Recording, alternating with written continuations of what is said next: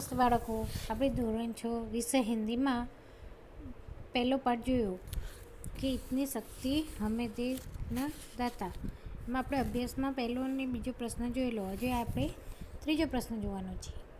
તો આપણે આગળ જોઈએ कि निम्नलिखित विषय के बारे में अपने विचार व्यक्त करते हुए चर्चा कीजिए. बारिश होनी चाहिए या नहीं.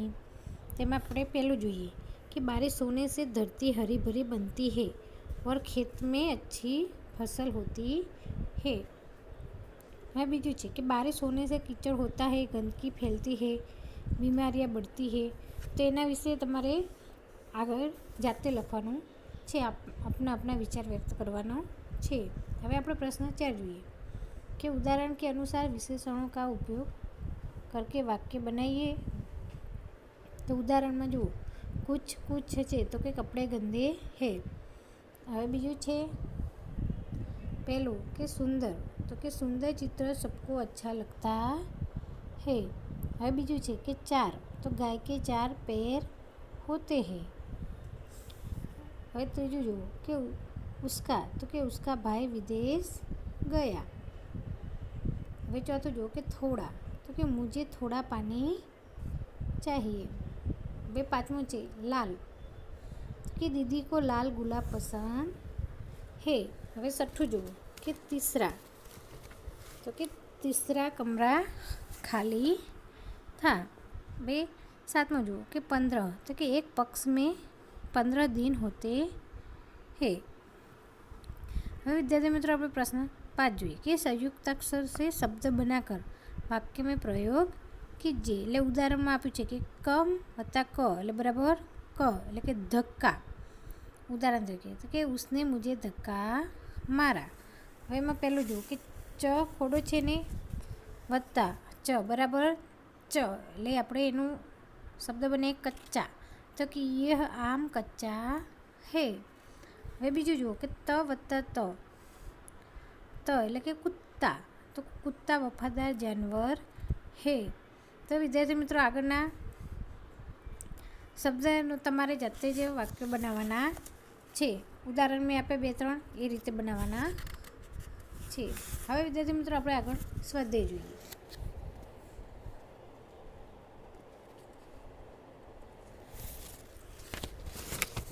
तो स्वाध्याय में प्रश्न 1 जो कि निम्नलिखित प्रश्नों के उत्तर दीजिए.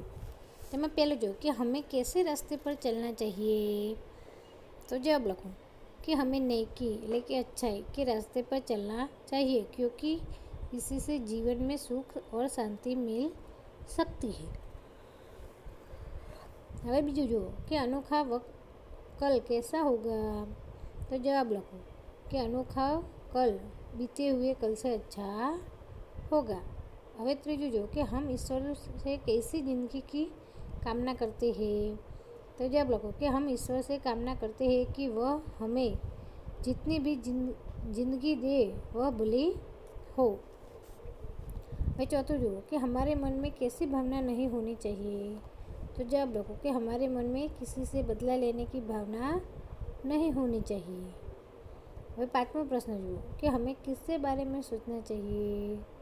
तो जवाब लो कि हमें यह नहीं सोचना चाहिए कि हमें दूसरों से क्या मिला है बल्कि यह सोचना चाहिए कि हमने दूसरों के लिए क्या किया है. હવે छठું जो कि हमारा मन पावन कैसे बनेगा. तो जवाब लिखो कि हमारा मन करुणा के जल से पावन बनेगा. હવે सातवां जो कि कविता में कैसे जल बहाने की प्रार्थना की गई है. क्यों. तो चलो कविता में करुणा का जल बहाने की प्रार्थना की गई है क्योंकि उससे हम सबका मन पवित्र बनेगा. હવે आठवां जो कि किसकी रचना का अंत नहीं होना चाहिए. तो जवाब लिखो कि ईश्वर की बनाई हुई रचना का अंत नहीं होना चाहिए.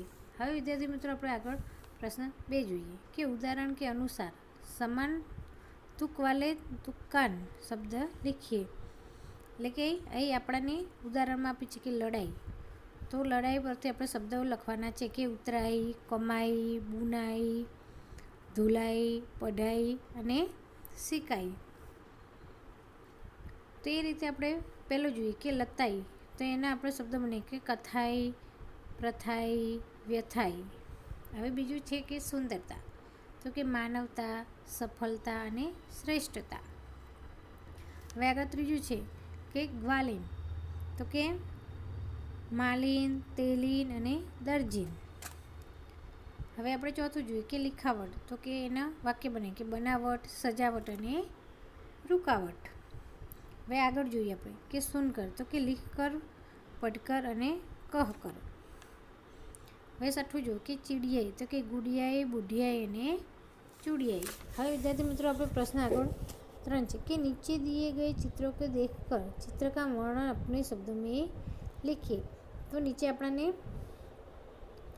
સમુદ્ર તટનું દ્રશ્ય દેખાડ્યું છે, તો એનું આપણે જાતે વર્ણન કરવાનું છે. તો તમારે એ ચિત્ર પરથી જાતે વર્ણન કરવાનું રહેશે. હવે પ્રશ્ન 4 છે કે નિમ્નલિખિત પરિચ્છેદ કા માતૃભાષા મેં અનુવાદ કીજીએ. એટલે આપણને ફકરો આપ્યો છે તો કે એનું અનુવાદ કરવાનું છે.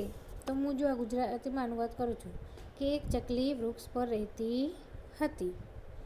તેનો માળો વૃક્ષ પર હતો. માળામાં તેના 3 બચ્ચા હતા. તે પોતાના બચ્ચા સાથે રહેતી હતી. એક દિવસ એક શિકારી ત્યાં આવ્યો.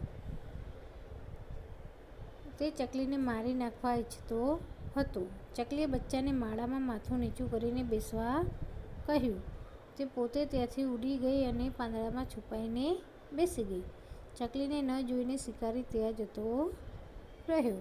હવે આગળ પ્રશ્ન 5 જુઓ કે નિમ્નલિખિત કાવ્ય પંક્તિઓ કા ભાવાર્થ लिखिए. તેમાં જુઓ પહેલું છે કે बैर होना किसी का किसी से, भावना मन में बदले की होना. એટલે એનો ભાવાર્થ આપણે જોઈએ कि हमें से किसी की किसी से दुश्मनी न हो और अगर कभी हो जाए तो हमारा मन में उसका बदला लेने की भावना पैदा न हो. હવે બીજું જુઓ कि अपनी करुणा का जल तो बहा दे, कर दे पावन हर एक मन का कोना. તેનો જવાબ જોયો કે हे ईश्वर तू अपनी करुणा का जल बहा कर हम सबके मन का हर कोना पवित्र कर દે. તો વિદ્યાર્થી મિત્રો આપણે આ સ્વાધ્યાયનો અભ્યાસ તમારી નોટબુકમાં લખવાનો રહેશે. કાવ્ય પંક્તિ પણ લખવાની છે.